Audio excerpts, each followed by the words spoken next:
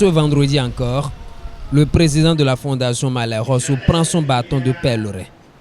Ici, à la mosquée centrale d'Irédé à Akpakpa dans Cotonou, il n'y a pas que pour prier. Pour vous dire que d'ici 2 mois, il y aura des élections. Nous demandons à tous les fidèles musulmans de prier afin que les élections se passent dans les meilleures conditions.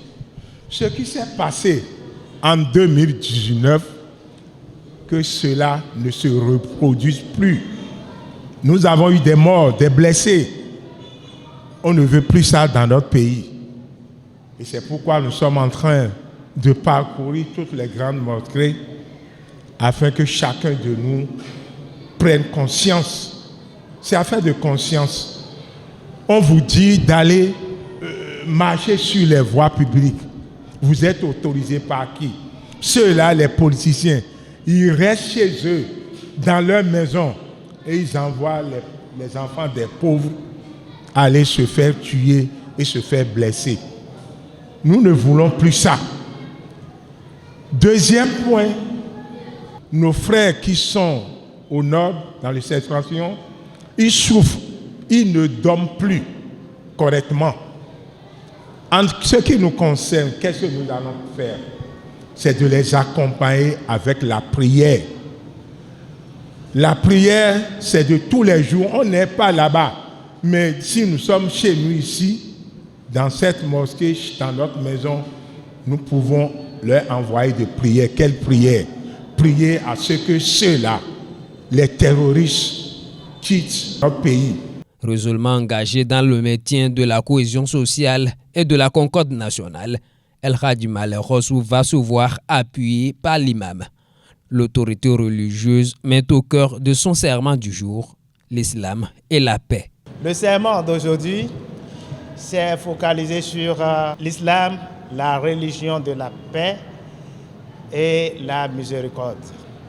C'est ça le serment d'aujourd'hui.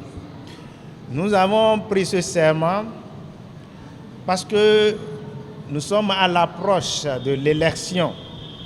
Il faut que nos frères comprennent ce qu'on appelle l'islam. L'islam n'est pas synonyme de banditisme.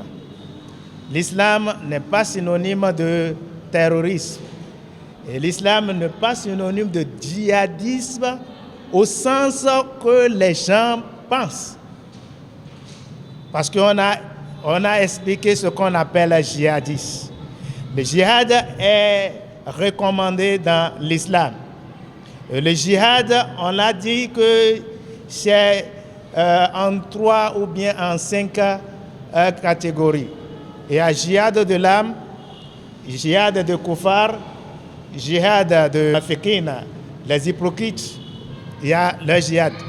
Et le djihad de l'âme, c'est le fait de maîtriser l'âme contre la passion, contre les actes de banditisme, de vandalisme, et j'en passe. Et le djihad pour les koufars, ce n'est pas le fait d'aller prendre l'épée ou bien d'aller prendre le couteau ou bien le coupe pour aller égorger les gens et dire Allahu Akbar. Il n'y en a pas ça dans l'islam. Il n'y en a pas ça à l'islam.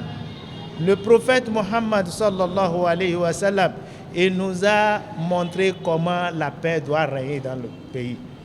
On vous a dit que le verset qui a soutenu la mission du prophète Mohammed sallallahu alayhi wa sallam, c'est quel verset? Wa ma arsalnaka illa rahmatan lil alamin. Donc le Coran dit nous ne t'avons pas envoyé en mission que pour être une miséricorde pour l'humanité. Voilà la mission du prophète. Et Dieu même, le nom qui s'est attribué, qui s'est donné, c'est la paix. Salam. C'est la paix. Et donc Dieu qui s'appelle la paix, qui est paix, il va vous recommander des mauvais actes? Jamais. C'est pourquoi si on vous dit, vous les musulmans, vous êtes terroristes, il faut dire, non, nous ne sommes pas terroristes ni banditisme. En attendant de franchir le seuil d'autres mosquées les prochains jours, Yakubu Malekhossou fait aussi par la même occasion de l'éducation religieuse.